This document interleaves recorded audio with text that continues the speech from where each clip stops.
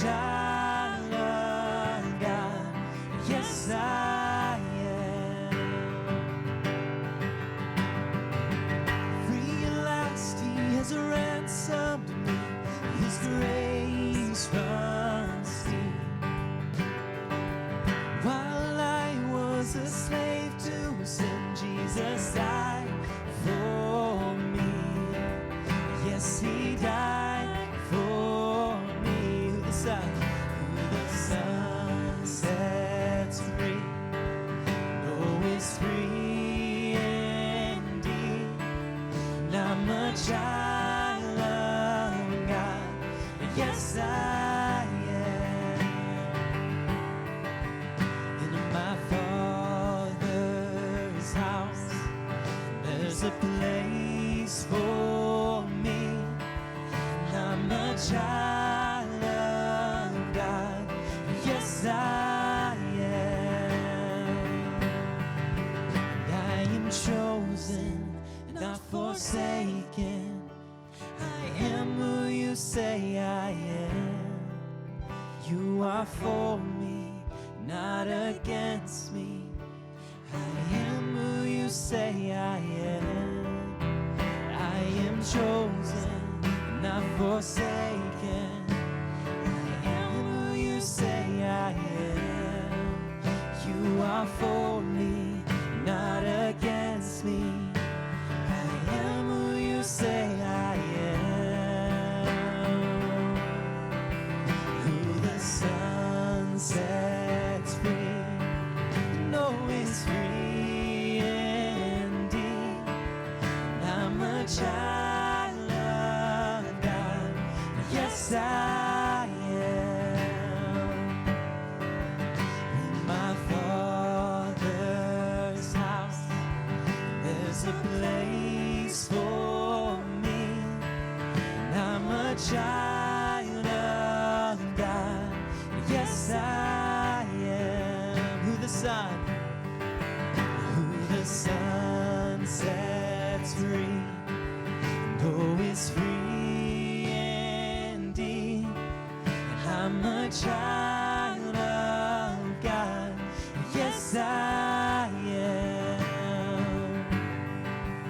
In my Father's house, there's a place for me. I'm a child of God. Yes, I am. I'm a child of God. Yes, I am.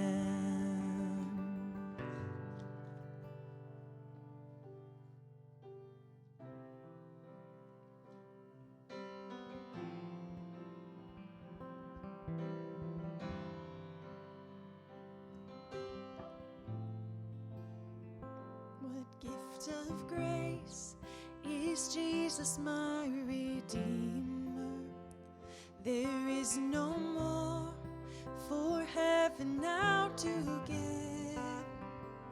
He is my joy, my righteousness and freedom, my steadfast love, my deep and boundless peace. To this I hold, my hope is only Jesus. For my life is wholly bound to His. Oh, how strange and divine, I can sing, all is mine, yet not I, but through Christ in me.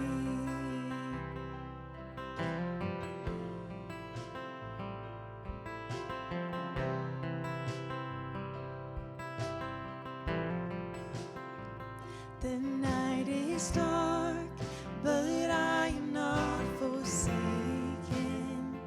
For by my side, the Savior, He will stay. I labor on in weakness and rejoicing, for in my need His power is displayed. To this I hold, my shepherd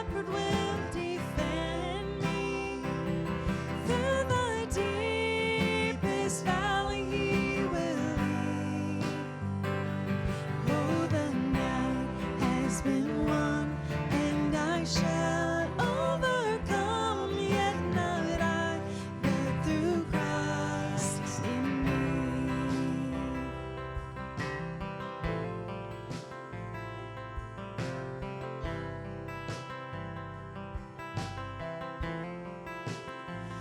No fate I dread, I know I am forgiven. The future sure, the price it has been paid. For Jesus bled and suffered for my pardon, and he was raised to overthrow the grave. To this I hold, my sin has been defeated. Jesus now and ever is my plea. Know the chains are released, I can sing, I am free, yet not I, but through Christ in me.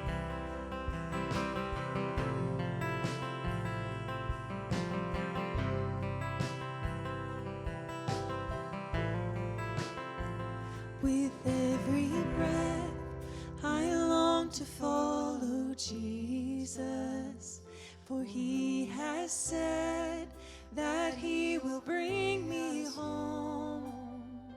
And day by day, I know he will renew me until I stand with joy before the throne. To this I hold, my hope is only Jesus. All the glory evermore to him. When the race is complete, still my lips shall repeat, yet not I, but through Christ in me. When the race is complete, still my lips shall repeat, yet not I, but through Christ in me. Yet not I, but through Christ in me.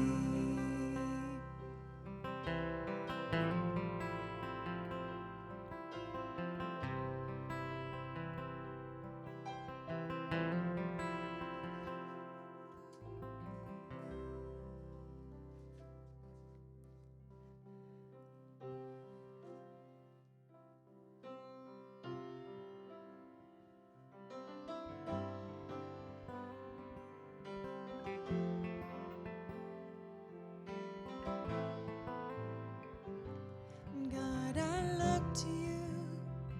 I won't be overwhelmed. Give me vision to see things like you do. And God, I look to you. You're where my help comes from. Give me wisdom. You know just what to do. And I will love you, Lord, my strength. And I will love you, Lord, my shield. Yes, I will love you, Lord, my rock. Forever all my days, I will love you, God.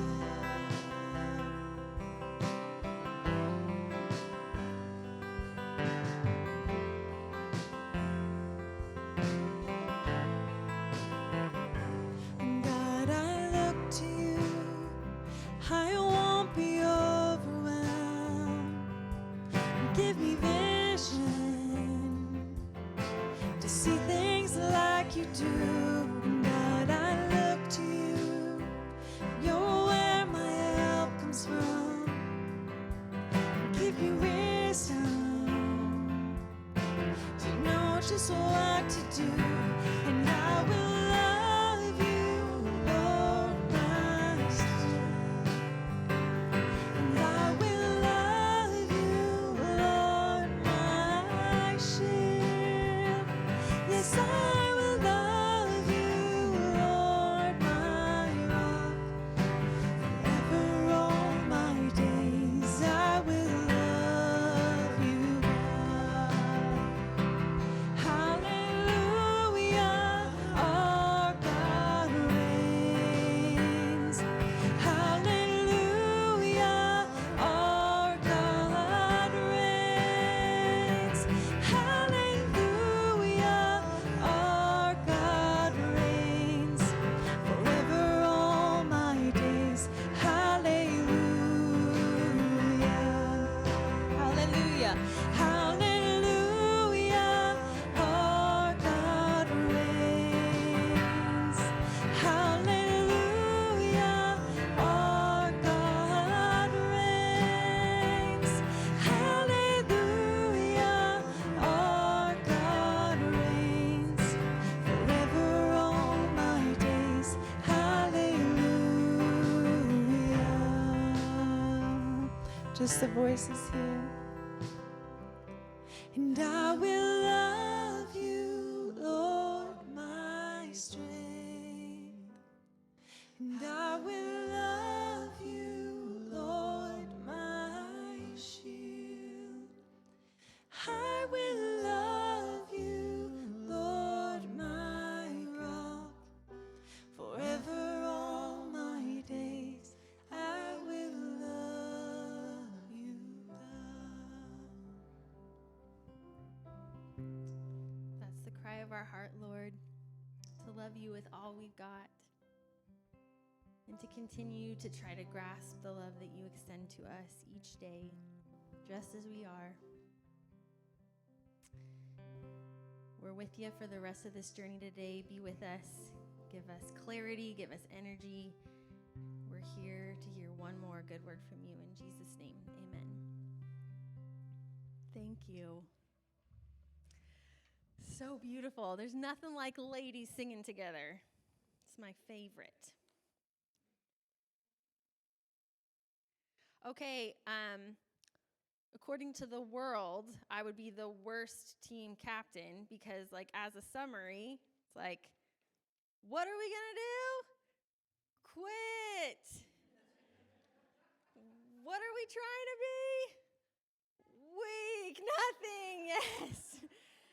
How are we getting better? We're giving up. All right. I realized the last two sessions created quite a vacuum. We went from pretending we're strong and fine to offering up some weakness, projecting that into the world. We went from holding all sorts of things that can keep us safe or offer us significance, and we quit it all. So now we're just standing here in the wilderness. We're feeling weak, but Jesus is here. So what do we do next? You should probably be having a small internal crisis. That's good news if you're feeling a little lost. Some of you might be spinning in a whole new mindset. This is how I've been operating for decades. This is what I thought it meant to be a Christian. Some of you, maybe it wasn't so mind-blowing, but you found a few little ways that you could correct course, and that's going to change some things moving forward. So what do we do now that we're walking in a new direction with open hands? Well, we're going to fill that void with a deeper, truer, God-given calling and motivation. We have one more who to unpack. We know who God says he is, and in light of that, we are now free to be who he says we are in all our imperfections, fueled by his power and his purpose for our lives. What is our purpose? What's my role? What is my message? What am I supposed to do with all this time I've got now? Well, believe it or not, the answer isn't going to be a what. It's not going to be a how. It's not going to be a when. It's going to be a who. It's going to be a her. Maybe some hymns. It's them. You are here on this planet to love the Lord your God with all your heart and mind and soul and strength, and to love your neighbor. You are here for the glory of God and the good of others. Your why will only work when it's connected to a who. Your what is only going to feel fulfilling when it is serving a who. There's this beautiful verse in Song of Solomon, which is another prophetic story that helps us draw connections between God and his people. And in the very last chapter, 8, in a back and forth exchange between an older woman and a group of younger women, the older woman is reflecting on her journey in a covenant marriage and partnership with a man. And she's speaking to these younger women about what they can expect, what they can set their sights on and pray for and pursue when it comes their way. And so she's been through a lot in the chapters previous. She's been on quite the journey. And as she's sharing this dialogue and passing this on to these girls, the younger women say in this beautiful phrase, "Who is this woman coming up from the wilderness, leaning on the one that she loves?" Who's this woman coming up from the wilderness, leaning on the one that she loves?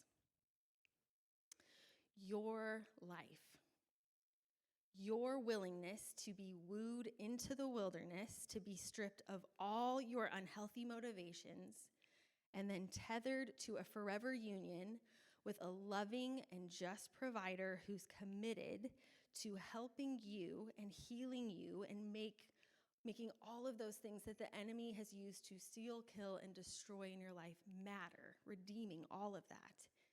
That is a testimony to the ones who are searching for safety and importance and have not found it yet. And as you limp up over the hill, imperfect but perfectly loved by love himself, they're watching. They're waiting. They're wondering what it is about you that makes you the way that you are. You think this is normal. This just feels like the water you're swimming in, but this is not normal. To be set free by the love of Jesus is not the normal human condition. And when everyone else looks like a scarecrow, you're going to look real and you will stand out. People will notice. Your life is a testimony to others, a testimony meant to be shared. You can share it with anyone, obviously, but there are specific hers out there that would connect with your story. They walk with the same limp that you do. And God is inviting you to pursue her. Who is your other? For the glory of God and the good of others, who is your other? Who is she? Who's God calling you to, leading you to, as you lean on him and limp yourself out of the wilderness? Do you know what she looks like? Do you know how to find her? Years ago, I was going to try to write a book, and I had this author friend who had just launched her first one on her own, and so she was meeting with me to figure out how to pitch my idea to different publishers, and we had this like mock pitch moment over Zoom. And I'm sitting down and I'm pitching the idea and I'm practicing, and she stops me and says, "KKK, this is great. Who is this book for?" And I said, "Oh, anyone would benefit from this book." And she smiled politely and said, "That's great. I'm sure everyone would love to read your book." But in the publishing world, that's going to be an automatic no. If you're writing to everyone, you're actually writing to no one. They want to see who you're trying to reach, who's your target audience. And if you can't figure that out, you're going to be writing to too many people, and the message is going to get diluted so that it can't reach the one you're actually trying to serve. And that lesson has stuck with me because Well, it's exactly how the world does think. So we're going to take a minute to set aside what God says and use a strategy that the world uses that we can then bend to empower what God says. In the marketing world, they would call this kind of thing a customer profile. Businesses, whether a clothing brand, an auto shop, a coffee company, they work super hard to get crystal clear about who they're trying to reach so that they know who they're talking to, who they're looking for, and who they're building everything around. Of course, anyone is welcome to come in and buy their stuff, but they put together a customer profile, a detailed snapshot of their ideal customer, and they ask questions like, who is she? What age, stage of life, role, responsibilities does this person have? What do they want? What are their dreams? What are their desires? What are their goals? What challenges are they facing right now? What do they value most? How does she spend her time, her money, her attention? What language could I use to connect with her? Because if you don't know who you're talking to, your message as a business will land flat. If you try to reach everyone, you'll resonate with no one. But if you know exactly who they is, you can create something that feels like it was made just for them. So let me give you a few examples of some customer profiles. Maybe you'll feel like, what? They totally got me. I'm their she. That's not fair. Targets her. It's called the Everyday Mom. She's 34 years old. She's pushing a red cart with a latte in the cup holder because it's always more fun with coffee.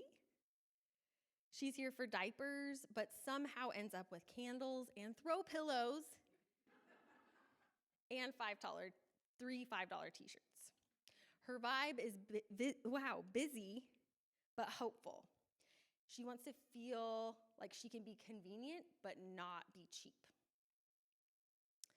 Apple looks for the creative minimalist, young professionals who work from boutique coffee shops and wear pumps every day.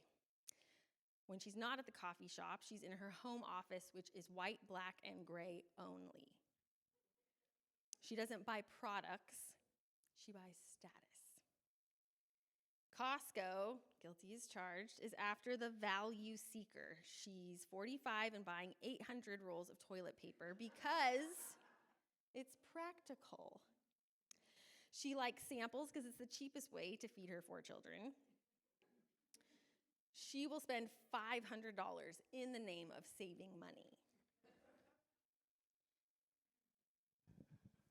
Now, Starbucks attracts the efficient mom. Dutch Bros attracts the fun mom. They are 2 different hers, but their profiles are actually meeting the same needs. These are places where she knows her order and they know her name. These are not just coffee spots, these are daily rituals. These are safe places. These are where you go to get your sweet treat. She would rather be late than skip her latte. So they make sure they're everywhere so that she can always know the closest one to grab it. Peloton's after the fitness achiever. She's 38. She's got the shoes and the app and the leaderboard obsession. She thrives on motivation and affirmation. She's not just here to work out. She's here to win at working out. I'd like to be her, but it's a lot of work. Hallmark's after the sentimental giver. She's 62. She never misses a birthday, holiday, or just because moment.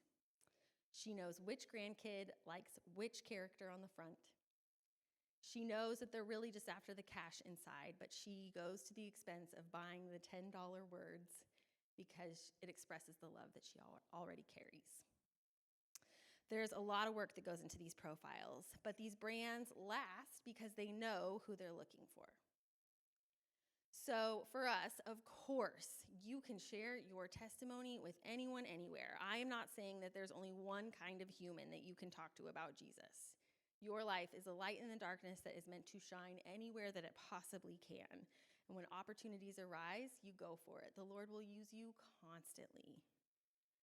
What I am saying is that those limps that you walk with are very specific, and they carry a message that someone else with the same limp can benefit from. I'm saying that your heart for certain age groups, that your sin struggles, lies that you have believed and gotten free from, even your passions, your hobbies, the way that you connect with the world, your social people that you know that can connect you to others. These are all tools that can be used to spread the good news in strategic ways. There's a message in you that used to be a mess, and it will catch the eyes of someone sitting in that same mess. And you would be able to look them in the eyes and say, man, do I ever get that? I clung to that to feel safe. I held on to that to feel important. And then Jesus. Have you heard about him? God's got a kind of her, many different kinds of hers, connected to many different things that you have been through that are out there looking for things that would feel safe and important. And they would actually feel safe and important around you because you hold what they hold, or at least you used to, and you could speak tenderly to their hearts. And if you're bold enough to sit down and ask God to give you a customer profile for this season, you could do this as much as you want. He will give you the eyes to see her wherever you go. You're made for the good of others. So if not her, then who? When you know what she looks like, you know who to look for. Oh, this kind of girl would be hanging out in that shelter, so I should go start volunteering there. She's going to be struggling with a high school math class. I can go and tutor. She's a reader. I could launch a book club. She's recently lost a husband, and I know that pain. What happens around 7 o'clock when the house gets quiet every night? Friday nights, cribbage and cupcakes at my house. Maybe you want to write a book. Maybe you want to start a ministry. Maybe you want to just go knock on her door because you've seen her and you want to talk, get to know her. You got to name her to know her. So I have 3 simple questions to help us dig and see if we can figure out more about who she might be for you in this season. And as I'm talking and giving you examples, there's a little spot in your book that you can write down anyone that comes to mind. Honestly, there's no right or wrong answers. If God tells you to go talk to somebody and it's the wrong person, you're still talking to somebody about Jesus. He'll use it.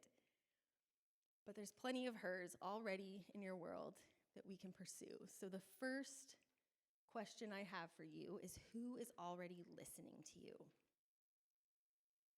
Who's already right here in front of you and seems to enjoy your company? That is a gift. Oftentimes we think like, okay, God, I'm ready. What's out there? I'm going to look far out at the big, great expanse of the world to find the who's that are waiting for me when there's a whole group of hers already here. Is it your children, your roommates, your friends, your small group, your coworkers, your hairstylist, your housekeeper? Who asks to meet with you, to hang out, to do things together? Who are you drawn to hang out with? She seems so cool. Maybe I should see if she wants to get lunch. Who asks you a lot of questions? Just turn around. Hi, here we are again. Good to see ya. What's up? They're chatting your ear off. These she's are important to unpack because what questions is she asking you? What is she coming to you for? What piece of Jesus, what source of wisdom does she see in you that she's asking for? Maybe that's a piece of your limp that looks attractive to those who are looking for the Lord. Who listens to you not because they have to, but because they honestly want to know your thoughts?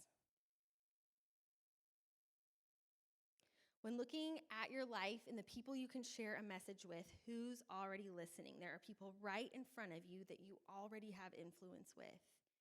You already have their attention. There's a reason they're drawn to you. They might not be the shiniest people. They're just the real everyday people in your everyday world.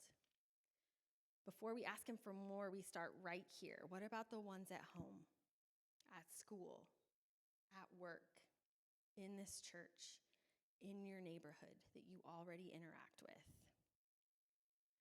My walk with the Lord has been impacted the most, not by traveling speakers or podcast episodes, YouTube sermons, big, bright, flashy, fancy Christians.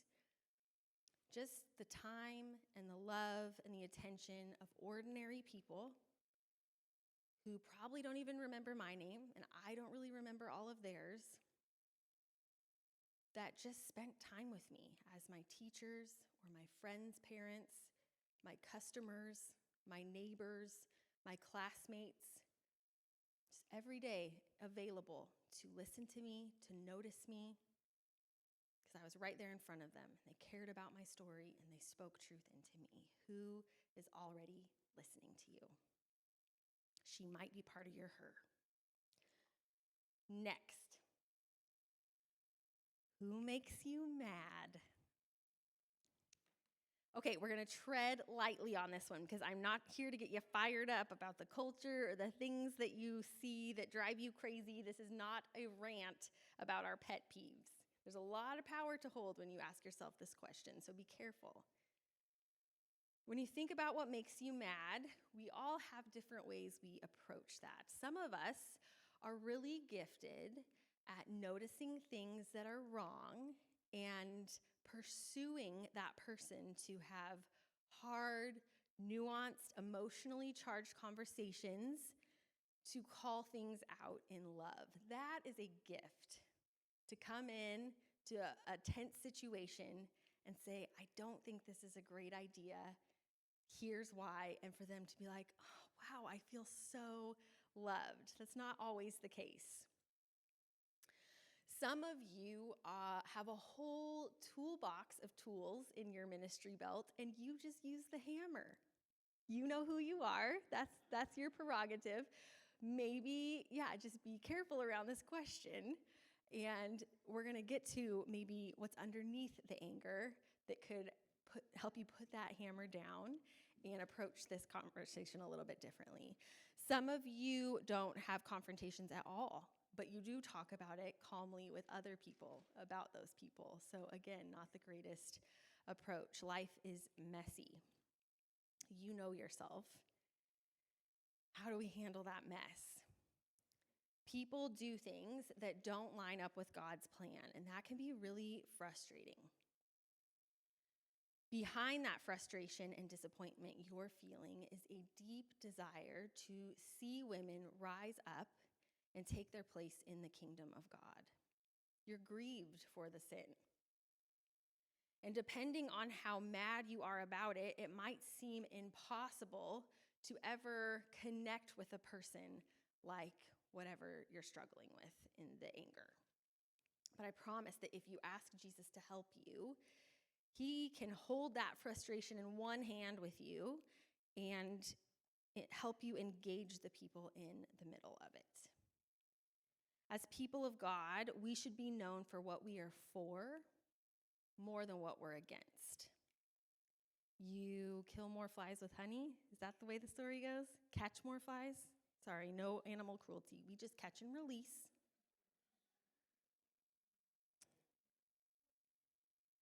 Maybe a better way to say it is that as followers of Jesus, we fight the battle with light. We fight with light. So where do you see darkness that bothers you that needs the light of Jesus? Maybe you're being asked to join the conversation to fight with light and grace and humility and genuine care for others that you see in the middle of that mess. I work with high schoolers every weekday from 7:30 to 3:30. So great. I also just don't really enjoy drama or relationship triangles or gossip or unrepentant sin behaviors. And I'm surrounded in that world every single day. So I have a choice to show up as some crotchety old teacher who's just pointing at kids in the hallway and going in and talking to myself about how this generation is just off their rocker and what are we going to do? Or I can lean in, model appropriate behavior. When they bring concerns to me, we take them straight to Jesus and pray, and then I ask them how they're doing so we don't have to worry about this girl and her stuff. I can lean in and help them take their place in the kingdom instead of yelling about things that I'm frustrated about.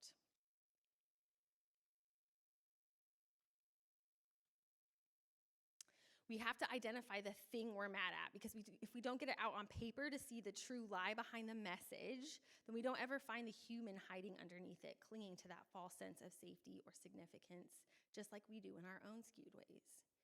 And it's a dangerous thing to look at someone who's doing something we have learned is wrong, but they haven't yet, and say, how dare them? What are they doing? How can you not know this yet? You cannot be mad at someone because they don't know what you know. You can be mad at the enemy for deceiving them and then soften your heart to help. We can come in humble with a heart to serve, grateful that God has purified that in our own hearts so that we can see it for what it is, and then ask him to let us help him heal and not hurt. The Lord will help us flip frustration to find the truth and see the her hiding underneath. So who makes you mad? She might be part of your her. The last one we're going to think about today is who makes your heart beat faster.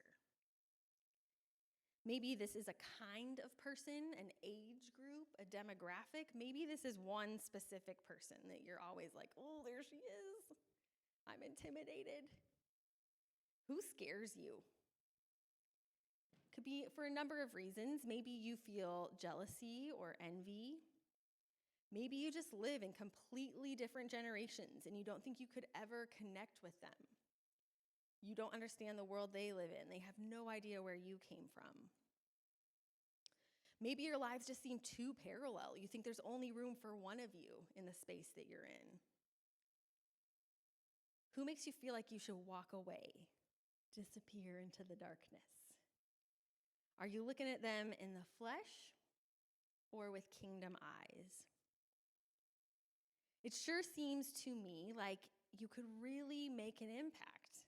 And if the enemy sees that, he'd be pretty freaked out. So he might start setting up some systems to keep you separated from those people you could impact most, to fill your mind with insecurity and with doubt so that you never approach them and start the conversation in the first place. But on the flip side, if the enemy can encourage you not to talk to someone, I feel like the Lord would absolutely be encouraging you to talk to that person. Maybe he has. Is there anyone in your life that the Lord has specifically put on your radar that you would feel disobedient if you did not pursue a conversation with? A neighbor, a classmate, someone here at church, someone who works at your favorite shop or barista, your kid's first grade teacher. I always get the same cashier at this little market by my school. I know her dad. It would be so easy to build a relationship with her. She scares me. She's really cool. She has a full sleeve of tattoos. She's got a nose ring. She's always playing Avril Lavigne when I walk in there, kind of punk rock. And I'm just this middle-aged mom in her high-waisted jeans with my peppy, positive attitude. What's she going to want to do talking to me?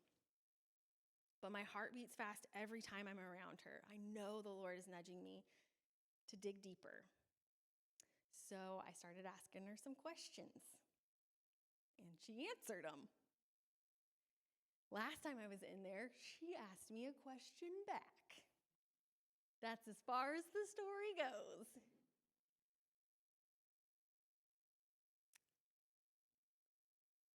God told me it's her. So I'm going to continue to pursue her, get to know her, ask her some questions, and see where it goes. Maybe you already have a face. Maybe you already have a name. Maybe you have your first her. Pay attention to your heart.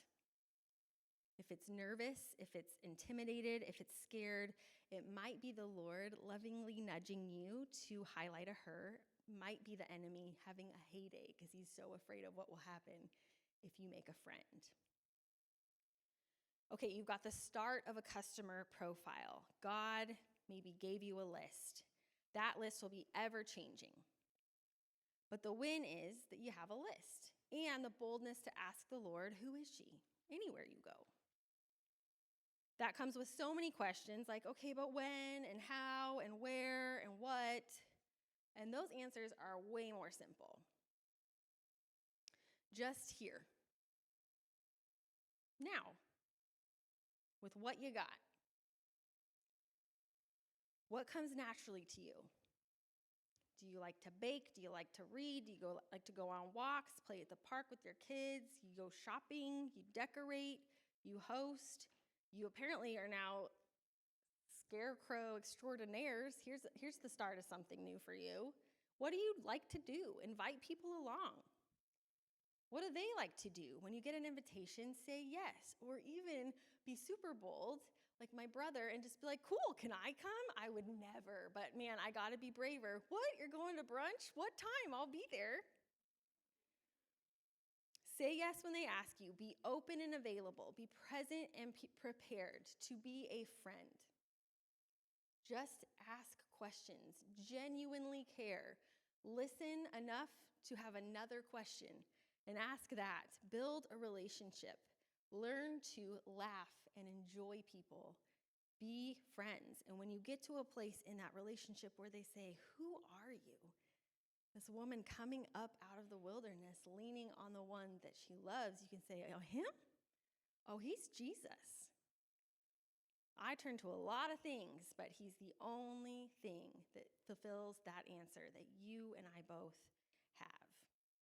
Just be here with what you have for whoever her is in the moment. It's so sweet to be here with you, with what I have in this moment. I didn't come here this weekend to have you make me feel secure and important, although you have, so thank you for your love. I did not come here to project any semblance of perfection or of performance over you. I am a woman with a wicked limp who is wildly in love with my Savior. I'm here because God called me into the wilderness 5 years ago and stripped everything away from me, and it was brutal. Just almost knocked me out. He exposed my performance. He removed the things that I thought could help me, but were never going to be able to hold me up. And he wrapped me up in his arms in all of my weakness and my fear and my wrong answers. And he loved me fully. I locked eyes with him, and nothing else mattered. And from that moment on, I have told him that whatever he asked me to do, I would do it as long as he did it with me, as long as it was his strength that worked through me. He told me who he really was. And then I was able to hear him tell me who I really was, why I'm here for his glory and for the good of others. And so now I'm just obsessed with discovering the daily answer to that question. Who is she, God? And I'm here this weekend because God said that for this weekend, you are her. I'm here today because there are some women in this room who have lost sight of their importance and now think that it's the end of their story. The best days are behind. Her influence is gone. She's invisible, and she should just get out of the way and let the young girls take over. And God said, I need you to go and tell her it's a lie. Her life's best work is still ahead of her. With me, the best days are yet to come. Get up. Keep going. Don't stop. Those young women need your wisdom, your motherly love and influence, your humility. Don't you dare quit. Go to the wilderness. Let him speak tenderly to you. Let him walk you out of this desert with a limp so you can lean on the one that you love. I'm here today because there's a girl who's found safety in a controlling relationship where she feels stuck, but also kind of safe, kind of content, because it looks a lot like the love that her father gave her mother when she saw them growing up. It's not unsafe, but it's not healthy, and so she's settled. She's convinced herself that this is what her future marriage will look like, and that's fine because at least she's taken care of. At least she won't have to worry. And God asked me to come here and tell her that it's not. This isn't it. You can let go. You can stop trying to make it work. Stop making yourself small and over-apologizing. There's more than what you can imagine waiting on the outside of that small life you're settling for. So get up and run to the wilderness. Let God become your provider and your protector. And if you need help getting on your feet, starting over, there's a whole room of women here who will walk this out with you. I'm here today because there's a few mamas who are pouring their heart out into the raising of their babies, and there's no room for herself. She's wiped out. She's numb inside. Her body doesn't feel like her own anymore. Her husband's working hard to provide, but he's not in the trenches with her every day. She doesn't feel secure. She doesn't feel important. So she's found an escape. Maybe it's wine. Maybe it's shopping. Maybe it's in books that leave her longing for a life of romance and a perfect 14-chapter story arc that concludes with things being exactly the way they should be. Bonus for all the spicy scenes included in between. And she's addicted. Slams it shut when she hears a door jingle. Feels empty when she sets it down, but can't help but pick it back up or search for the next book in the series when she's done. God asked me to come here, not an ounce of judgment, just to speak tenderly to you. He totally understands. This is the hardest season you will ever walk through. It is so taxing. Do not let the shame of dreaming of this kind of love hold you back from his true love. He's wooing you into the wilderness to speak tenderly to you.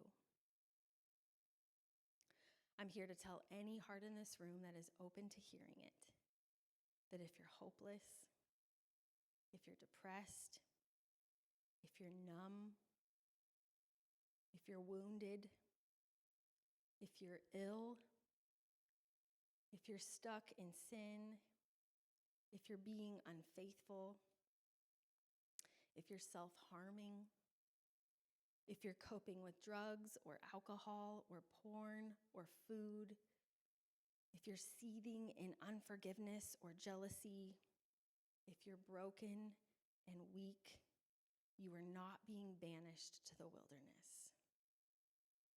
The Lord is waiting for you in the valley of trouble with a wedding ring and a fresh start.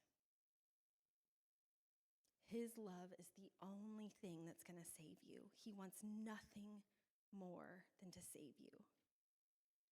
He sent his son to this earth to get close to humanity as he possibly could, and then died with the weight of all of the sin upon him, paid the price so that you could come before a king and he could see his bride, not a broken, banished beast. He makes it so easy for us to come home. So come home. Let him speak tenderly to your heart. Let him show you who he is over and over again, and do the same for you over and over again. And then allow him to connect you to others so he can do the same over and over again. And in this space, you will know that you know that you know what God says. He is good. You are safe. You are important. And she is out there waiting to know that too.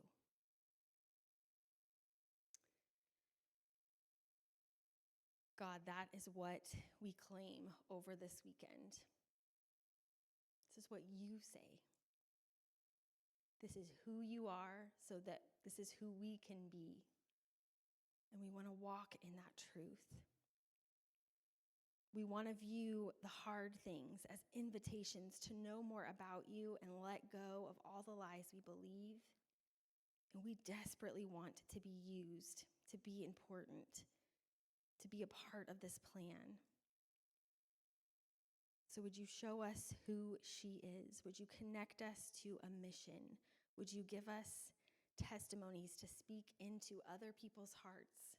Would you use us to share what you say?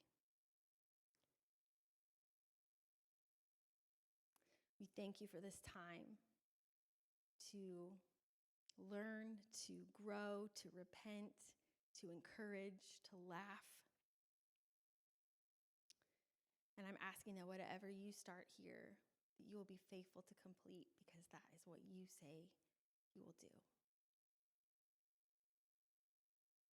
I take each of these precious girls' hearts and I hand them lovingly to you, trusting that you know the road they're about to walk out of from here and that you will be with them.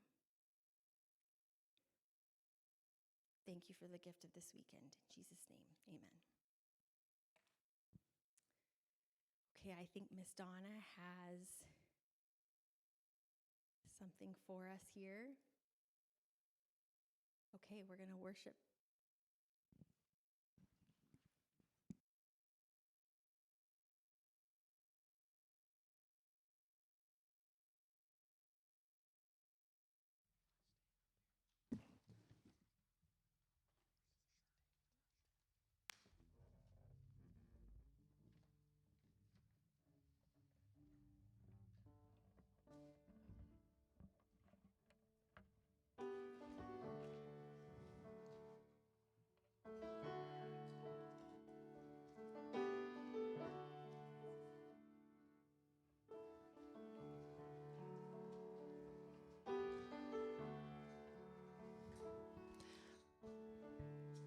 Lord, I come, I confess, bowing here, I find my rest, and without you, I fall apart.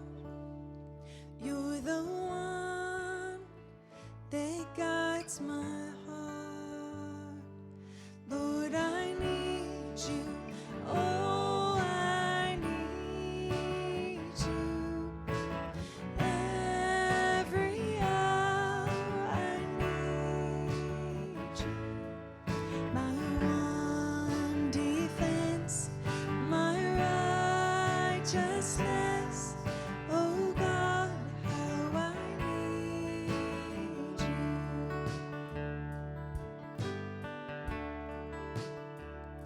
Where sin runs deep, your grace is more. Where grace is found is where you are. And where you are, Lord, I am free. Holiness is Christ in me. Where you are, Lord, I am free. Holiness is Christ in me. Lord,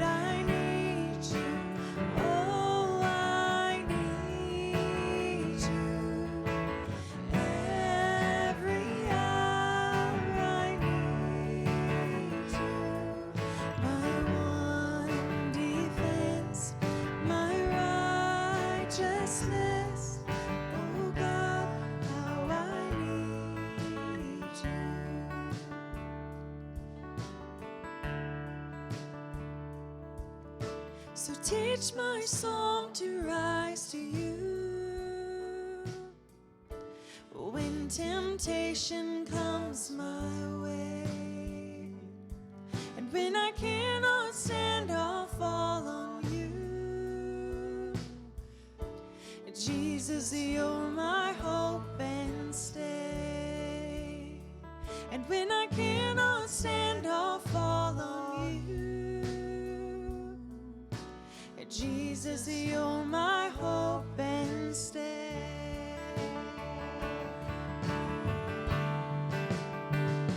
And Lord, I need you. Oh, I need you. Every hour I need you. My one defense, my righteousness. Oh God, how I need you. Just the voices here. Lord, I need you. Oh, I need you. Every hour I need you. My one defense, my righteousness. Oh God, how I need you.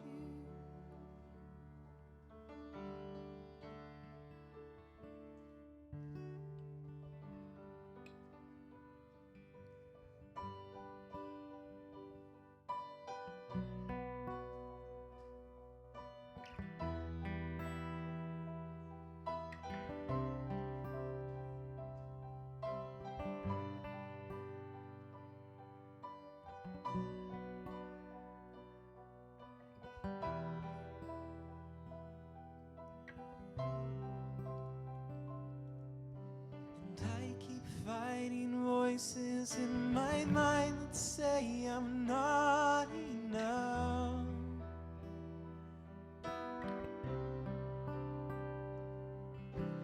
And every single lie that tells me I will never measure up.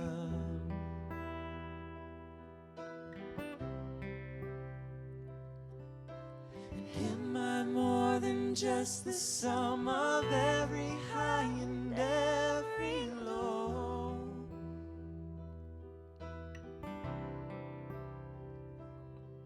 Remind me once again just who I am, because I need to know.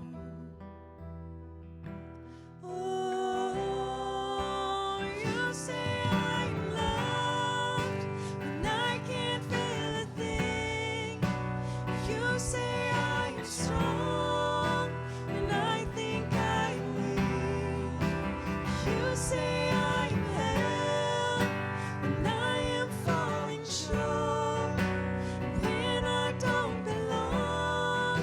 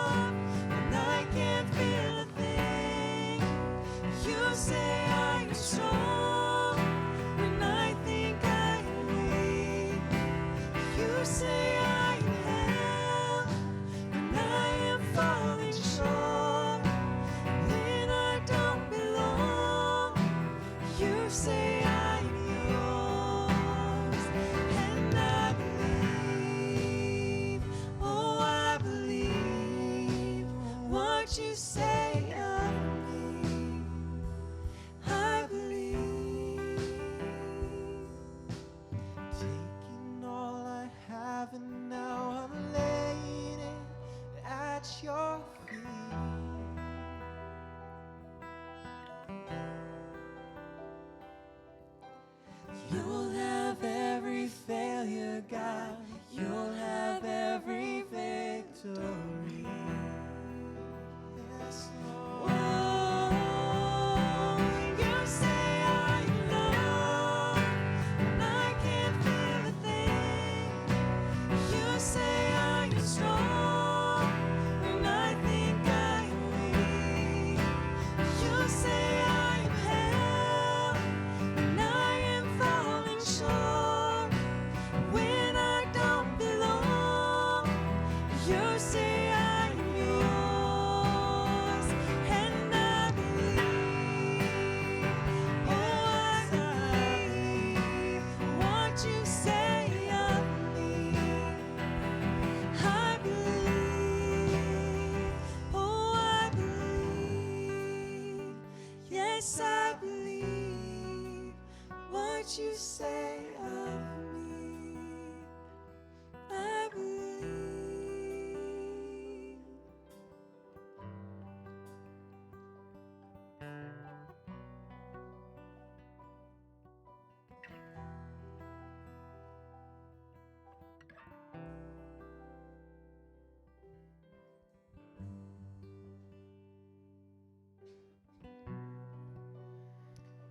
Well, ladies, I'm guessing that the Lord has revealed many things to each of us this last few hours.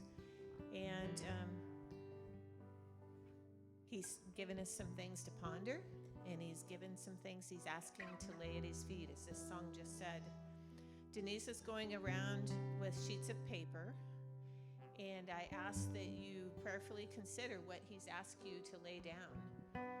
And I'm going to be moving this cross over here. And if you have something that you want to give to the Lord, never pick up, you write it on that sheet of paper and nail it to the cross. Take as long as you need to do that, to prayerfully consider that. And when you're ready, just come up and do that. And I think Elijah's going to be strumming for a while we're doing